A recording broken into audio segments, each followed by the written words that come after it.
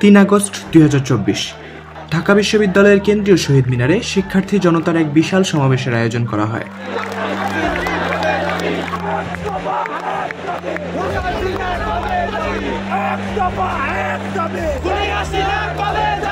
এক দফায় যে এখনকার একমাত্র দাবি তা পুরোপুরিভাবে নিশ্চিত হয়ে গিয়েছে।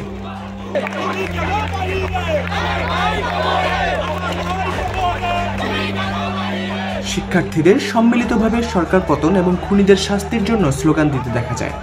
শিক্ষার্থীদের সাথে যোগ দিয়েছিল রিকশাওয়ালা থেকে আইনজীবী পর্যন্ত সর্বস্তরের মানুষ।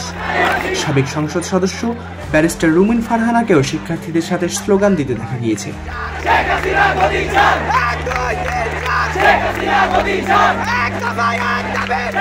ঢাকা বিশ্ববিদ্যালয়ে ঘটা সমাবেশে পুলিশ অথবা সন্ত্রাসীদের হামলা না হলেও দেশের অন্যান্য জায়গায় সরকার পালিত সন্ত্রাসী ছাত্রলীগ এবং যুবলীগের হামলায় আরও অনেক প্রাণ গিয়েছে।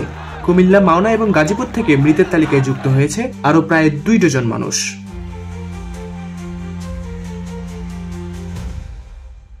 তবে এক দফা এক দাবি সরকার পতনের এই আন্দোলন সফল না হওয়া পর্যন্ত আরও রক্ত দিতে প্রস্তুত শিক্ষার্থী সমাজ।